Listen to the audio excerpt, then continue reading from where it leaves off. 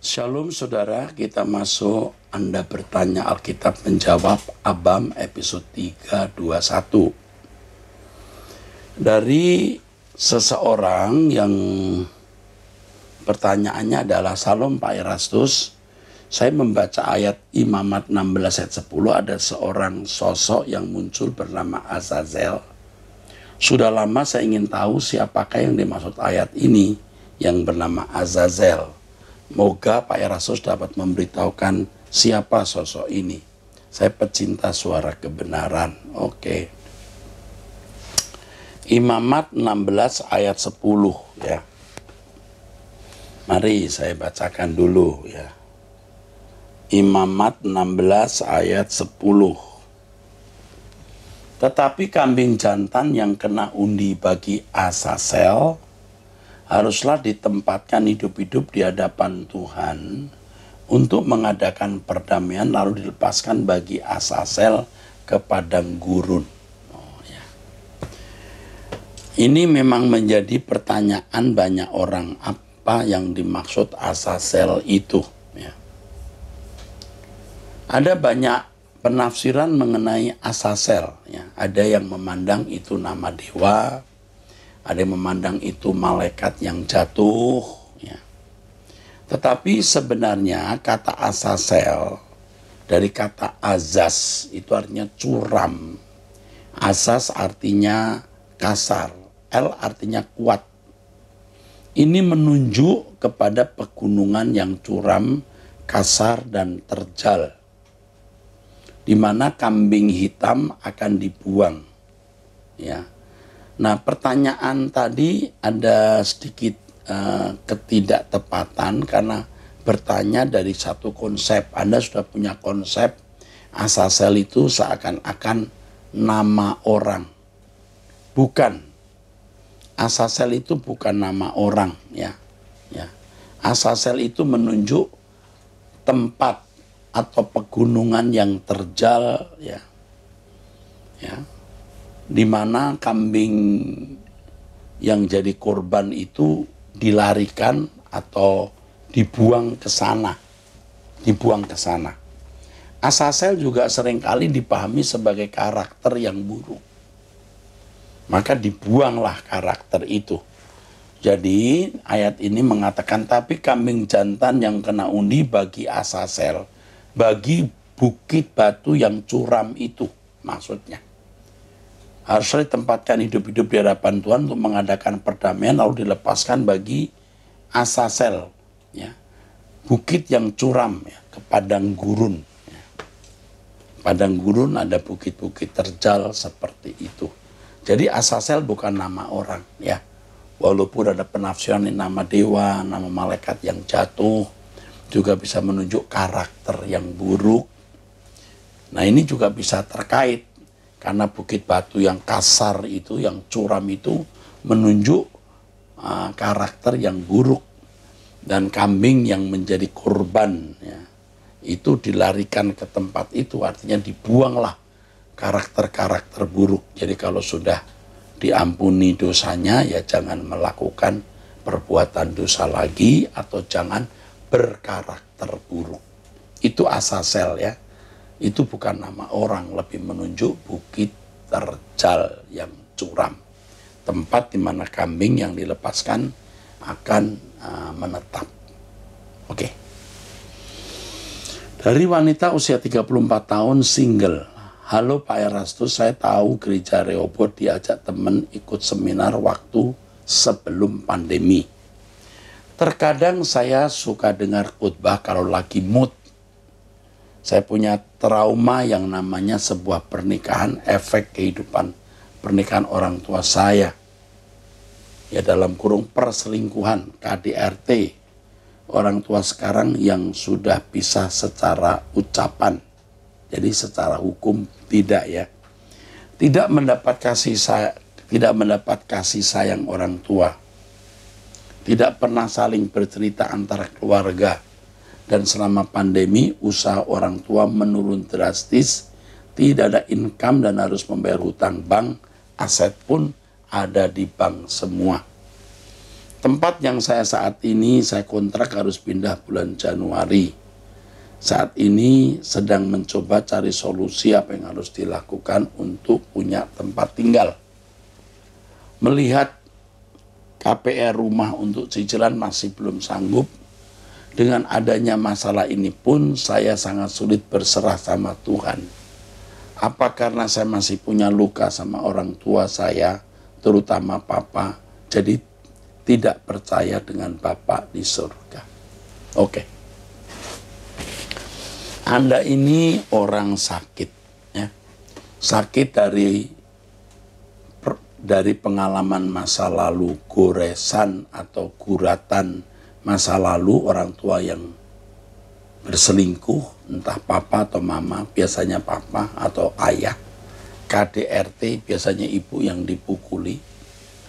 Sekarang pisah, tetapi tidak pisah secara legal, mungkin secara ucapan ya. Mungkin serumah tapi beda kamar, atau sudah pindah rumah, beda rumah ya. Satu rumah tapi pisah kamar, atau sudah pisah rumah. Dan itu membuat Anda menjadi sosok pribadi yang sakit. Dan ini berpotensi Anda tidak bisa mempercayai Allah Bapa dan menerimanya sebagai Bapa. Karena pengalaman masa lalu yang pahit tersebut. Namun demikian, ayo kita mau sembuhkan, Anda mau sembuh. Tuhan Yesus bisa dan mau menyembuhkan. Tuhan Yesus berkuasa, sanggup dan mau, bahkan ingin menyembuhkan Anda. Caranya bagaimana? Ya, mendengar firman Tuhan, membangun cara berpikir yang benar, memiliki doa bersama dengan kami, dan doa pribadi. Tuhan akan memproses Anda untuk menemukan kembali kemuliaan Allah yang hilang atau menjadi manusia sesuai rancangan Allah semula. Anda sudah menjadi manusia yang tidak sesuai rancangan Allah semula, manusia yang rusak, yang sakit maksudnya. Tuhan mau menyembuhkan Anda. Itu dulu yang harus Anda lakukan. Belajar firman, berdoa pribadi atau doa bersama. Lewat cara itu Anda membenahi diri. Dan jangan berhenti untuk itu. Anda akan mengenal Allah sebagai Bapa yang baik. Dan itu bisa mengobati trauma masa lalu Anda. Mengenai masalah rumah kontrak dan lain-lain, saya tidak bisa menjawab karena saya tidak tahu Anda kerja apa. Lalu rumah kontrak ini, kontrak untuk Anda sendiri atau dengan keluarga besar. Tetapi berusahalah dan berjuanglah karena Tuhan tidak mungkin ya. Tuhan tidak mungkin ya memberikan pencobaan melampaui kekuatan. Tentu hal-hal seperti ini juga sudah saya alami dan Tuhan pasti memberikan jalan keluar. Oke. Saya kira cukup sampai di situ. Salam, salam sejahtera dalam kasih Kristus. Semoga kita dalam keadaan sehat dan diberkati selalu. Teristimewa buat Bapak Pendeta Eros Sabdono. Saya seorang yang terlibat dalam pelayanan gereja dan sejak kenal firman pertama-tama, saya lihat Bapak dalam pelayanan tahun 2003 lewat pelayanan di TV. Mulai saat itu saya kenal Bapak. Berlanjut hingga pada tahun 2010, saya bertobat dan menerima Yesus sebagai juru selamat pribadi. Lanjut saya terlibat pelayanan karena sempat mengikuti pelatihan dari Sinode GBI lewat program misi. Saya juga melanjutkan sekolah di STT. Selesainya di sana saya tetap terlibat dalam pelayanan sampai sekarang. Walau saya sering tidak melayani karena permintaan saya sendiri terkait ketidakjurusan saya dalam melayani pekerjaan Tuhan. Terkait dengan ketidakjurusan saya. Mungkin Anda jurusan teologi lalu tidak ke pendidikan agama Kristen, atau mungkin Anda jurusan pendidikan agama Kristen tapi tidak pada jurusan teologi. Mungkin gitu. Tapi itu kira-kira yang saya tangkap. Saya mau bertanya pada Bapak mengenai dosa pornografi karena menurut pengalaman pribadi, ketika saya stres atau ada masalah, di situ kadang saya tergoda untuk menonton bahkan onani. Saya akui sebelum saya bertobat dahulu, dosa ini sudah sering saya lakukan. Ya. Ini laki-laki yang tanya ya. Selama kurang lebih hampir 12 tahun saya tidak lagi melakukan kekerasan fisik terhadap orang lain. Tak disengaja ketika saya lagi stres dengan pekerjaan, karena tekanan yang ada, saya menempatkan diri untuk main keluar rumah ke tempat rumah makan untuk sekedar refreshing pikiran saya. Namun yang terjadi, ada yang cari masalah sama saya. Sempat saya tidak meladeni sampai ia ajak untuk duel. Karena dia ajak berkali-kali, sontak saya ladeni, dan akhirnya terjadi perkelahian adu fisik di sana. Sampai yang bersangkutan kewalahan karena sudah mengeluarkan darah. Sesaat saya sadar apa yang saya lakukan ini sangat salah, dan saya minta maaf kepada korban, dan juga korban minta maaf. Saya coba katakan bahwa saya kantor polisi untuk masalah ini, saya siap tanggung jawab, namun korban tidak melaporkan ke polisi. Namun karena jadi seperti itu, maka saya berniat tetap datang ke rumahnya untuk ganti rugi soal biaya pengobatan dan lainnya terkait kerugian karena yang bersangkutan keburukan kebetulannya. Bersangkutan keburukan kuli bangunan. Saya sadar walau korban telah memaafkan dan tidak lapor polisi, namun hukuman Tuhan tetap berjalan. Saya mau bertanya, Pak, apakah dengan tindakan-tindakan saya di atas masih bisakah saya dipulihkan? Saya melihat Anda ini memiliki hati yang masih mengasihi Tuhan, hati yang mau jadi orang baik. Tapi Anda punya kelemahan, 1, temperamental, dan 2, libido seks Anda kuat. Dan ini bisa menghancurkan hidup Anda. Anda belum menghujat Roh Kudus. Apakah jenis ini masuk dalam menghujatan Roh Kudus? Belum. Tapi kalau Anda terus-menerus begini, Anda bisa menghujat Roh Kudus. Artinya Tuhan tidak bisa, Roh Kudus tidak bisa menggarap Anda lagi karena sudah terlalu rusak. Mohon penjelasannya dan doanya, Pak. Terima kasih, Tuhan Yesus memberkati. Ralat, ada kata ketidakjujuran, itu maksudnya ketidaktulusan dalam pelayanan. Oke, ya, nanti bisa dihubungi, diberitahu ya. Anda itu masih mengasihi Tuhan. Anda itu punya niat baik. Tapi Anda ini punya kelemahan temperamen dan seks libido Anda kuat. Tetapi itu bisa kita selesaikan. Ya, saya manusia seperti saudara juga yang bergumul dengan kekurangan kelemahan saya. Tapi kalau kita bertekad untuk hidup suci, bisa. Bertekad untuk hidup tidak bercacat, tidak bercela, itu niscaya. Jadi saya minta ikut Truth ID terus, doa bersama saya, kita akan bertumbuh dan berubah, bro. I love you. Amin. Ya. Oke, saya baca lagi yang berikut, ini masalah lagi tapi akan memberkati ya. Pertanyaan yang saya jawab biasanya memberkati. Kalau itu sangat pribadi, nanti tidak saya baca. Salam Pak Erastus, saya seorang wanita. Saya mau tanya Pak, kalau saya punya mama yang sangat membenci saya dari sejak saya masih janin, bagaimana saya harus bersikap setiap ketemu beliau? Ya. Mama saya berusaha selalu menggugurkan saya sejak tahu kalau beliau hamil saya. Dia minum segala macam ramuan untuk menggugurkan saya. Saya tahu ini karena saya terus berdoa dan Tuhan memberi jawaban tersebut. Mama sangat marah dan kesel. Saya gagal gugur, bukan hanya itu saja. Ketika saya lahir, dia makin membenci saya. Kenapa saya bisa survive lahir selamat, lengkap, walaupun saya lahir sangat prematur, ya, belum genap 7 bulan kandungan. Sejak saya lahir, saya ditelantarkan beliau. Boro-boro kasih ASI. Susu bayi pun mama saya tidak berikan. Ya. Menjagai, mengurus saya pun tidak. Dia tidak pernah ada buat saya, Pak. Dia sangat membenci saya. Dia hanya mau menyakiti saya dengan berbagai cara. Tidak pernah menyediakan, memberikan saya, Pak, satu barang pun, bahkan cuma satu pensil pun belum pernah. Parahnya lagi sejak papa saya meninggal waktu saya umur 6 tahun. Beliau meninggalkan saya tanpa penjelasan apapun. Banyak kemarahan saya atas semua yang mama lakukan ke saya. Saya harus survive dengan cari uang supaya saya tetap bisa sekolah. Saya survive dari kelas 1 SD, 3 sampai 3 SMA. Saya sampai tidak mau ke gereja kalau ingat apa saja yang mama lakukan ke saya. Saya kan tidak berencana lahir di dunia, Pak, ya. Apalagi lahir untuk mengalami semua hal yang tidak enak. Disakiti secara fisik, mental, melalui kata-kata kutuk-kutuknya mama ke saya. Saya selalu mengalah waktu saya mulai tinggal bareng mama. Jadi mungkin pernah tidak bareng ya, ditinggal itu ya.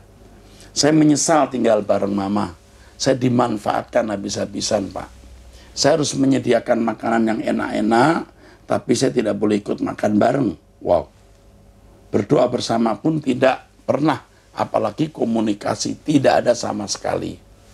Saya anak pertama, adik saya 2. Buat mama saya anaknya, buat mama saya anaknya hanya 2, yaitu adik saya. Apa saya harus menghormati orang tua model itu? Mama saya tidak bisa terima kebaikan perhatian saya ke mama apapun bentuknya. Setiap dekat beliau bukan cuma dengar kata-katanya yang menyakitkan, tapi selalu dirugikan terus. Buat saya beliau seperti an evil mom.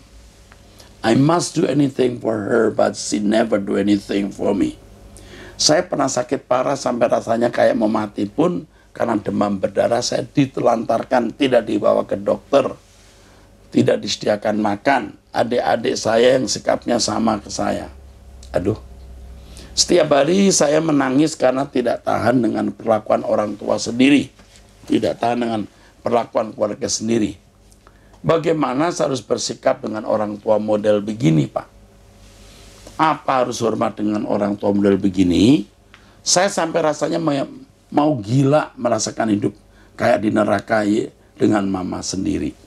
Saya tidak boleh berbicara ke siapapun tentang kelakuan mama ke saya. Saya tidak boleh hadir di acara keluarga, baik reuni, wedding, apapun. Mama saya pernah bilang kalau dia memang mau menyiksa saya pelan-pelan, kalau perlu mati juga sekalian. Saya hanya berani cerita ke Pak Erastus aja sekarang karena saya percaya Bapak orang paling wise yang saya tahu. Terima kasih sudah mau membaca, ngertiin saya, menjawab pertanyaan saya. God bless your service, Pak. Oke. Aku belum kuat cerita dengan siapapun. Mohon jawabannya, advice-nya langsung dari Bapak melalui Abam ini. Oke. Saya tidak tahu umurmu berapa, ya. Tetapi saya harus memberitahu kepada kamu dalam nama Tuhan Yesus, setulus hati saya, kamu orang luar biasa. Kamu orang istimewa, bukan asal ngomong. Maka tadi saya gunakan dalam nama Tuhan Yesus. Dengan tulus saya mengatakan Anda orang istimewa, ya. Anda orang istimewa, Anda adalah orang yang luar biasa. Itu kenapa? Anda bisa memiliki keadaan seperti ini luar biasa loh. Tuhan izinkan Anda mengalami hal ini, itu luar biasa. Berarti Anda dipandang Tuhan sebagai orang hebat, kuat, bisa memikul beban yang berat dari keadaan Anda yang begini sulit, ya. Jadi Anda harus percaya bahwa keadaan Anda itu luar biasa. Anda orang yang dipilih Tuhan. Jangan meratapi keadaan ini. Sebab Anda mestinya tidak terlahir dengan keadaan mama yang minum jamu-jamu itu dan lahir prematur, belum genap 7 bulan. Buset, sudah 7 bulan saja kadang-kadang tidak bisa jadi anak dengan baik. Anda bisa, ini pasti istimewa. Yang pertama, tidak berlebihan. Anda harus menerima diri Anda luar biasa dan istimewa. Diberi Tuhan kesempatan hidup. Dengan keadaan yang begini berat, berarti Tuhan memandang Anda hebat, mampu menghadapi keadaan yang sulit seperti ini. Nah, ini harus dimenangkan, pergumulan harus dimenangkan. Orang tua bagaimanapun tetap orang tua. Terhadap orang lain yang memusuhi kita saja kita masih mengasihi, apalagi mama yang mengandung sekian bulan dan melahirkan walaupun mama tidak memenuhi tanggung jawabnya. Dari tulisan Anda seperti mau balas dendam. Apakah aku tetap menghormati mama model begini, evil mom gini? Itu Anda punya maksud seperti mau dendam. Jangan membalas kejahatan dengan kejahatan, apalagi itu mama Anda. Jangan sekali-kali. Kalau hidup bersama dengan mama dan adik-adik Anda menjadi runyam seperti itu, runyam artinya berantakan atau chaos atau gaduh bagi Anda dan bagi keluarga. Saran saya Anda pindah saja untuk tidak tinggal bersama. Tetapi masih memperhatikan mereka. Jika tinggal bersama nanti malah membuat ketidakstabilan hidup baik Anda maupun orang tua, pindahlah rumah. Tetapi tetap memberikan perhatian sampai mereka sadar, bertobat, dan bisa dipulihkan. Kiranya kebenaran firman yang saya sampaikan di Wanita Surgawi, ya, Truth ID, memberikan Anda kekuatan untuk bisa melewati keadaan yang sangat sulit ini. Dan doa bersama kita, doa pribadi Anda, membuat Anda tabah dan kokoh. Itu yang saya sarankan, dan ingat ini ya, Anda istimewa. Anda bisa melewatinya. Jangan membalas kejahatan dengan kejahatan. Tetap sayangilah mamamu. Dan jika mungkin, pindahlah. Jangan hidup bergabung dengan mereka, nanti malah membuat sama-sama tidak enak. Namun demikian, tetap memperhatikan mama dan adik-adikmu jika kamu mampu. Atau usahakan untuk mampu. Tuhan berkati. Oke, pertanyaan kelima, tadi keempat ya. Salam, saya mau bertanya mengenai gereja Tuhan yang Maha Kuasa. Yang Maha Kuasa Tuhannya ya maksudnya. Apakah gereja ini bukan aliran sesat? Yang mana? Karena saya dihubungi dengan gencar melalui media sosial. Walaupun sudah di-reject, mereka mengganti nama lagi lalu menghubungi kembali. Hal ini menjadi suatu tanda tanya bagi saya, ada apa? Sehingga terkesan mereka nggak mau melepaskan saya. Terima kasih, Tuhan Yesus memberkati. Yang pertama, mereka gencar menghubungi Anda untuk kembali ke gereja, maksudnya ya, untuk berbakti bersama. Itu maksudnya. Karena yang pertama, bisa mereka itu peduli Anda, supaya Anda tidak binasa, supaya Anda mendapatkan pelayanan rohani yang baik untuk kekekalan. Tetapi juga bisa karena mereka tidak mau kehilangan anggota. Biasa gereja tidak mau kehilangan anggota. Biasa gereja itu ingin supaya Anda ini tetap menjadi anggota jemaat. Ya demi jumlah anggota. Atau karena Anda memberi uang lumayan besar dan gereja memang membutuhkan keuangan, Anda dibutuhkan karena uang. Ya. Nah, saya tidak diberi Tuhan tahu ini gereja karena uang itu, karena anggota, atau karena memang punya beban agar Anda tidak terhilang. Saya tidak tahu. Tetapi Anda bisa tahu itu pasti dengan bertanya kepada Tuhan. Ini PR Anda. Anda harus menemukan jawaban. Kalau memang maksud mereka baik, ya datanglah ke gereja itu. Kalau tidak, minta petunjuk Tuhan apa yang harus Anda lakukan. Ya, cukup itu. Pertanyaan ke-6. Salam Pak Eras yang diberkati Tuhan, saya seorang kepala keluarga. Pak, saya sangat rindu menginjili sahabat-sahabat lama saya tentang apa yang didapatkan dari Pak Eras. Terus terang hidup saya, pola pikir saya bisa berubah karena setiap hari saya mendengar khotbah Pak Eras melalui YouTube dan saya juga punya jam doa khusus setiap hari. Bagus. Anda sudah di track yang benar di sini. Apa bisa saya share dengan sahabat wanita yang dulu kami pernah dekat?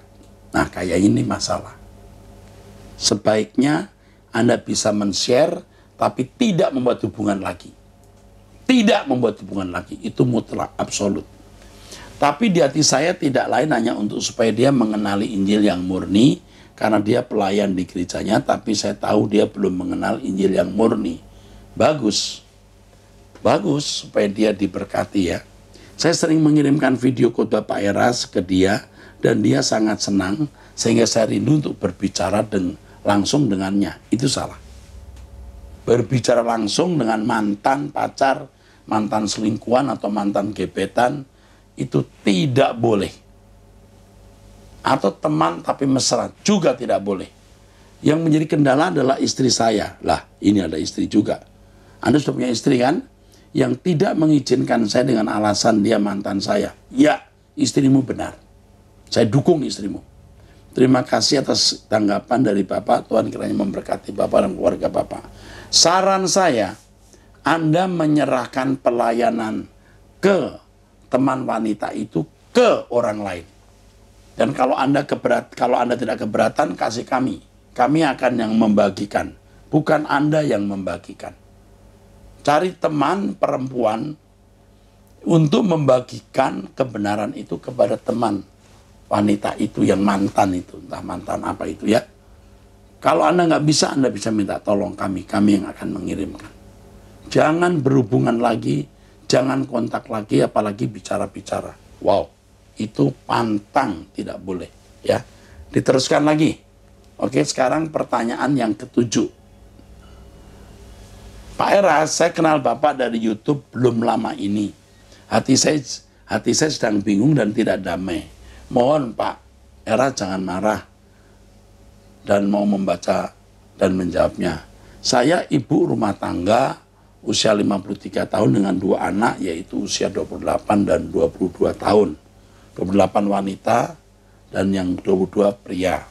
Saya menikah dengan seorang suami yang sangat temperamental, kasar, suka selingkuh, berjudi, dan berbuat sesuka hati. Saya sangat tertekan, namun saya selalu bersabar untuk tidak banyak bicara dan selalu mengalah walau sering dibentak dan dimaki. Saya sudah berbuat yang terbaik, sebaik-baiknya. Namun dia tetap cari gara-gara. Singkatnya tahun 2015 dia tinggalkan rumah dan baru tahu dia berkeluarga dengan selingkuhannya dan punya anak. Status saya belum dicerai, masih istri sah. Sudah 1 tahun lebih dia tidak memberi nafkah saya sama sekali karena saya menolak disuruh menandatangani hutang bank yang jumlahnya miliaran. Karena saya tahu uangnya banyak digunakan selingkuhannya, beli mobil, buka usaha, dan lain-lain. Suami ketemu saya dari nol hingga kini berlimpah. Suami pernah bilang dia ingin bebas, katanya laki-laki boleh selingkuh, kalau wanita tidak boleh ya. Kalau begitu kamu kasih tahu saja ya. Laki-laki boleh masuk neraka kalau wanita tidak. Kalau ke gereja ya ke gereja, dosa ya dosa Pak. Saya hanya ingin keadilan dan tidak ingin masalah ini menggantung ya. Ngawur ya orang ini ya. Kalau laki-laki boleh selingkuh, wanita tidak boleh. Kalau begitu kasih tahu, laki-laki boleh masuk neraka, wanita tidak. Begitu? Dia bisa mengeluarkan uang jumlah sangat besar untuk wanita lain, tapi untuk saya dan anak sepeser pun tidak. Saya selama ini bertahan hidup dari tabungan saya. Mohon petunjuk Bapak karena suami nggak bisa diajak bicara. Sekali lagi maafkan saya Pak, terima kasih sebelumnya. Moga Pak Eras sehat selalu. Yang pertama, Ibu jangan sekali-kali menandatangani surat-surat mengenai hutang itu. Ibu jangan terlibat. Kalau keadaan sudah seperti ini, dia sudah punya anak, dan dia kalau minta cerai, Ibu sebaiknya tidak menolak. Ya, Ibu damai sejahtera dengan anak-anak. Ya, karena dia sudah punya istri, punya anak-anak, ya sudah relakan saja. Ya, jangan nanti uang jatuh ke perempuan itu, giliran hutang harus membayar, Ibu terlibat. Ya, tetapi kalau walaupun demikian, tangan Ibu harus tetap terbuka. Kalau Tuhan suruh dia balik dan Ibu harus terima, sudah Ibu harus terima. Tapi kalau yang begini saya melihat kemungkinan kecil Tuhan mengizinkan dia balik dengan kerusakannya yang berat ini. Dari nol, kaya, lalu jadi kurang ajar, ya. Aduh, udah kasar, maki-maki. Ini pria akan menghadapi Tuhan nanti, menghadapi Tuhan. Tuhan yang bertindak. Jadi jangan kita yang bertindak. Nah, yang saya sarankan, ibu harus mulai mikir usaha sendiri. Mau jualan mie, jualan gado-gado, dan anak-anak juga diarahkan supaya jangan bergantung kepada suami. Ya, suami seperti itu sudah tidak pantas menjadi bapak anak-anak atau suami ibu. Ya, tetapi sekali lagi harus tetap memaafkan, dan kalau Tuhan menghendaki balik harus diterima. Tetapi kalau dia menghendaki perceraian jangan ditolak. Ya sudah. Karena kondisi ini juga sudah membuat cerai keadaan sebenarnya. Ya, oke, ibu, saya pedih, saya sedih melihat keadaan ibu, tapi ibu masih punya kami, Truth ID, yang mau mengembalakan ibu. Ya, saya tidak tahu ibu ini anggota gereja mana. Kalau tidak termasuk anggota gereja dan belum masuk gereja mana-mana, Anda bisa menjadi anggota gereja kami, GSKI, Rehoboth, Kelapa Gading. Melalui e-church Anda bisa mendaftar dan kami akan gembalakan. Oke? Aduh Bu, kami akan mendampingi ibu. Terus ikut Truth ID, doa pagi bersama saya, doa di Jumat 6:30. Tetap bersama kami. Jangan lupa mensubscribe saudara sekalian Truth ID, menekan gambar lonceng, memberi tanda ini like. Nah, dan kita doa setiap hari jam 5. Shalom.